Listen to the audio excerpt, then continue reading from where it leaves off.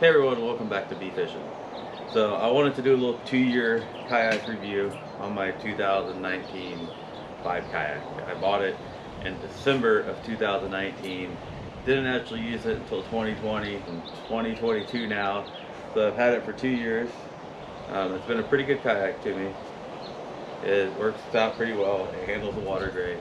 I wanted to just walk you through some of the features and the stuff that I like and that I don't like. And I know that they've made some changes, so just want to give you guys a heads up and let you know how I like it. For the price point, it is a really good kayak for the price point.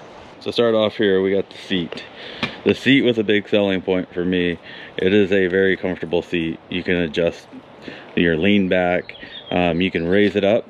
It has 2 different settings.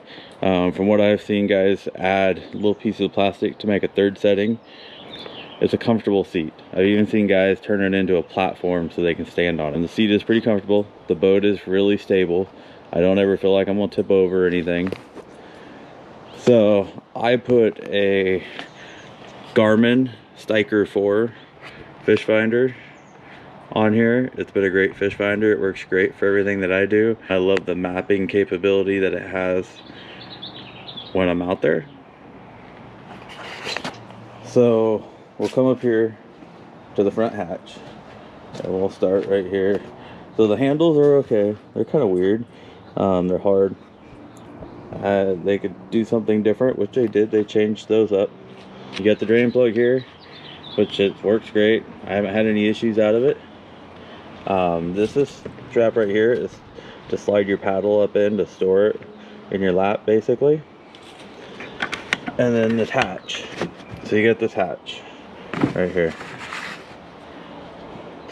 It's got this red liner inside it. I normally put my shoes in here, but the hatch leaks. There's no doubt about it. I end up with water in the kayak. Not a whole bunch, but a little bit of water. I did stuff the kayak full of noodles. So I've bought 2 different rod holders so far, you guys. And this was the second one that I bought, and it's made by Yak Attack, and I like it. The first one that I bought is a Brocraft, and I don't like it at all. The rod holder itself is okay, but the mount that came with it is terrible. You put it on and you tighten it up, and any low resistance in the rod like turns as you're paddling. This one, you slide it on and then you just turn it and then you just twist it to tighten it up, and you twist it until it gets tight, and you just keep twisting because it just keeps pulling, and then it finally starts to get tight, and then you can kind of position it. But as you're going, it just kind of keeps slowly turning because the aluminum keeps giving just a little bit. There's nothing really holding it there. Just kind of slowly as you're trying to troll it. Would not recommend it at all. Did not work out good for me. Go get a little Bailey girl right there. But this one, the Yak Attack, it has these little indents right here, and it's a little bit different to set up. You have to take it and open this and pop this out, and then you take it and you slide it on and you twist it like so, and it don't turn at all, and then this just clicks right down on, and you got this little cam over right here. You just cam it over, and that's it. And that rod holder will not turn. Greatly like that one a whole lot better. It's fishable, but I store those when I'm not using them in that front hatch. So from the center hatch, I opted to add the hinge that an aftermarket company makes. It's not made by Vibe, it's made by an aftermarket company, and I opted to add it. It goes right here. It was no big deal. So it hinges up, and then I store my battery right here. Right there's my battery. I went a little bit bigger on the battery than what I really needed, because I want it to fill the void instead of having a little battery in a big space. I didn't want it to be able to move around a whole bunch, so I went with that. It's a 7 amp hour battery. It's an acid battery, So you go lithium, there's a whole bunch of other options that are smaller and lighter. Depends on what you like. For me, this has worked out just great. My fish finder doesn't even drain it at all. It's been a great battery. So you close that down. The fish finder's right here. I mounted the transducer down the bottom. You can see the little hole right here. It's pretty simple. It's got a cover plate on the bottom that you remove the cover plate, and it's got threaded spots in there that you mount your fish finder to, and then you put the cover plate back on. It's all nice and smooth. There's the cover plate. You don't gotta worry about anything scraping your transducer or anything. It's pretty nice. So I like that. That was a big selling point for me. You got this back hatch right here that you open it up, and it has a liner in there. I store my bungee that goes on the back section here in there, and an extra rod leash, because you want to make sure you leash everything down. So I store all that in here, plus an extra bungee cord, and you can lift it up, and that gets you down to the bottom. I stuffed 16 pool noodles inside my kayak so that it won't sink. Even if it pops a leak and it's taking on water, it's not going to sink. So I did that. The rod holders work out good. I got my net in that size. I don't carry a gaff while I'm out there. I don't know, I just never felt the need for a gaff. I normally take 2 fishing poles when I go. Works out good. I'm still using the stock Vibe paddle. A lot of people say that the stock Vibe paddle isn't that good of a paddle. Seems to work pretty good. I like it. The paddle works pretty good. There's aftermarket carbon fiber that are lighter. The one thing that I have found is that I like to have a long paddle, and the Vibe paddle is long, just a little bit longer than a lot of the paddles. So if you are looking at this, keep that in mind. You sit up out of the water quite a bit. The boat is wide, so having a longer paddle so that you don't have to do as much of an angle on it makes it a whole lot nicer. So this boat came with a rudder, and this is the rudder that it came with. This is the 2019 model with a 2019 model rudder. A lot of guys are upgrading the rudders to the new style that drop down. This rudder, it works. A little bungee to lock it in place when you're traveling, and you come up here, and where this little red ball is right here, you pull on this and it locks down that little cam cleat right there, and it stays that little plastic insert. That's kind of funky. It's like a little bit of water could get in there, so you got to keep an eye on that. You might want to fill that up with some silicone.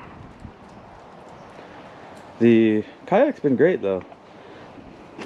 So I bought the melon wheel kit because they tell you not to put anything through the scuffers. They want you to use a carriage style wheel kit, and I do a lot of sand launches, so for me I needed the big wide tires, and the best one that I could find supposedly was this melon. It comes with a lifetime warranty, so I'm pretty good. The tire on the right side keeps going low though. It came with a pump, so I keep pumping it up, but it works out pretty well. So this was my 2019 kayak that I basically bought at the beginning of 2020. It was on sale, and it's my 2-year kayak review for it. It's been pretty good. It did come with scuffer plugs in every one of them. I've removed the 2 up here in the front, and I've removed the 2 back here, but the ones up underneath the seat are still in place. I am going to change the foot pedals because they came out with a new foot pedal design that's supposed to be better than the foot pedal design that I have. I don't know how, but that's how that you steer with your rudder. So you push with your toe and it goes from one side to the other, and you push with your toe and it goes the other direction. That's not the easiest torque. I want to order the new style, and I can't find anything online about them to know how that they work. So I think I will probably do a video on me installing those so you guys can see how that they work and see if they work better and if you guys would like to use them. The hatches, they've changed. They changed the center hatch. They did that in 2020 in the front hatch, and the new hatches are a whole lot nicer. I like the color of this gray. I have a gray truck. It looks good on top of my truck. I think I would go with a different color if I was going to buy another kayak.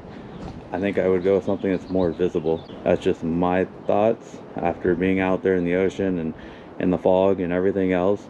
It's kind of nice to be visible. They have an orange camo one that I kind of like. All in all, the kayak's been a great kayak to me. I've had a lot of fun. I haven't had any major issues out of it at all in 2 years. I would recommend it to people. It's not the fastest kayak, but it's not the slowest kayak either. The other kayak that I've seen that I didn't know that they made before this one was the yellowfin. I like the way the bow is on it, and it looks like it's a very fast but stable kayak. I'm not saying that I would rather have a yellowfin or any other kayak. All kayaks get some water inside. I haven't found one yet. My dad has a Hobie, and his Hobie Outback gets water on the inside. Guys with the pro anglers get a little bit of water on the inside. The main thing is don't drill any holes, and the hatches will leak a little bit, and you have to expect that. So, but like I said, I have the flotation inside. So I hope you guys enjoy this video. I hope that this video is very knowledgeable for you, and that it's enlightening on the Vibe kayak. And I hope that you guys get some helpful information about it. If you're looking at purchasing a Vibe, I would recommend it. I've told you the few little downfalls and what they've done to improve it, and I don't know if it actually improves it or not. Please leave comments, let me know if you have the new style pedals for steering. If you have that on your Vibe kayak, please let me know how you like them. I am looking at putting a motor on my kayak. I have not done that yet, but I think that you'll probably see that pretty quick. But I'm not going to do any alterations to it so that I can put the motor. I'm not willing to drill any holes in it.